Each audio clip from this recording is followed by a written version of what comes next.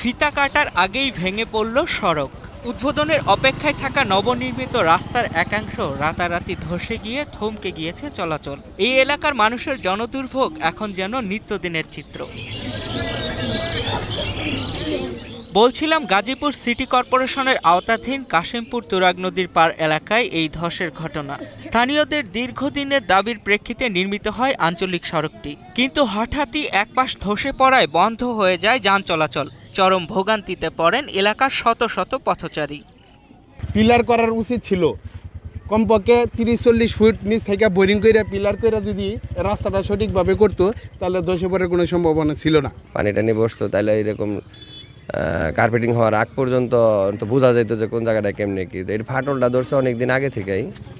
তো সিটি কর্পোরেশনের লোকের সাথে আমার কথা হয়েছে ওই দিন, গতকালকে। তারা বললো যে গত পরশু তারা দেখছিল যে ওখানে যেরকম ফাটল ধরছে, যে নৌকাটার এখানে এরকম ফাটল তারা দেখছে, কিন্তু রাত্রে ওইটা আস্তে আস্তে বৈশা পড়ছে। কিন্তু পাইলিংয়ের ইটা আমার কাছে মনে হইতেছে যে শক্ত মাটি পর্যন্ত পৌঁছায় নাই।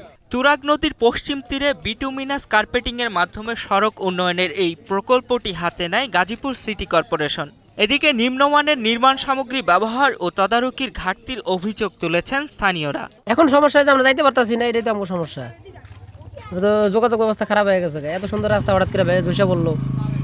এটা সরকার ইয়া করুক, তদন্ত করুক, করে বের করুক কি সমস্যা হয়েছে, রাস্তাটা খুব দ্রুত যেন মেরামত করে দেয়। ভয়ের ব্যাপার, কারণ রাস্তা তো অনেক ড্রাইভে গেছে।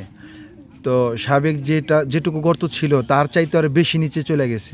এটা অবশ্যই আমাদের জন্য একটা রিস্ক। হ্যাঁ, তো আমরা চাইতেছি এটা দ্রুত সমাধান হোক। এটা কিভাবে রিপেয়ারিং করা যায়, এটা দ্রুত রিপেয়ারিং করে দিলে আমাদের জন্য উপকার হবে। পদ্মা সেতু, মেট্রো রেল এবং এলিভেটেড এক্সপ্রেসওয়ে নির্মাণের গর্বিত অংশীদার বসুন্ধরা সিমেন্ট।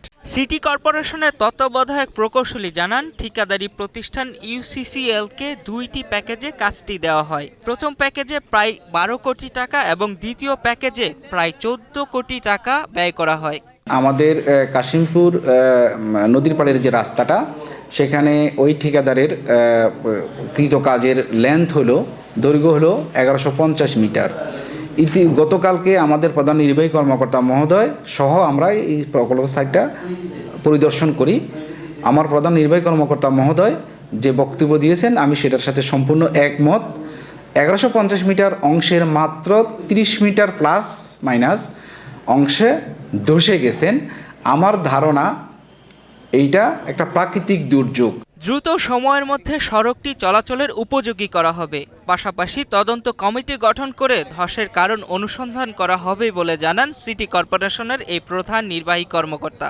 ঠিকাদারের কোনো গাফিলতি আমরা প্রাথমিকভাবে মনে করি, যেহেতু মনে করি না এই কারণে যে নদীর দুই পাশেই ভূমিধস হয়েছে। আপনারা দেখেছেন এই পাশে যতটুকুন জায়গা, ঠিক ততটুকুন জায়গা নদীর ওপারেও ভূমিধস হয়েছে।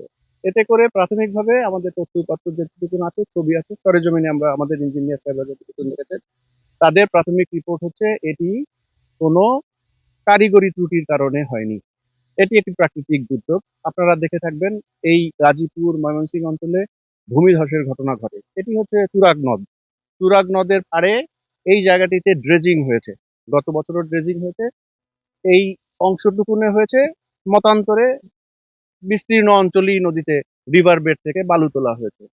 আমরা ধারণা করছি প্রাথমিকভাবে রিভার বেড হয়তো নিচে নেমে গেছে বা ওই জায়গাটাতে কোনো খাদের সৃষ্টি হয়েছে বলে এই জায়গাটিতে এই ধসের ঘটনাটি ঘটেছে। 1150 মিটার দৈর্ঘ্যের এই সড়কের কাজ শুরু হয় 2021 সালের 10 নভেম্বর। তবে চলতি বছরের 3 মার্চের মধ্যে কাজ শেষ হওয়ার কথা ছিল। এইচএম সৌরভের পাঠানো তথ্য ও ভিডিও চিত্রে ডেস্ক রিপোর্ট, কালের কণ্ঠ।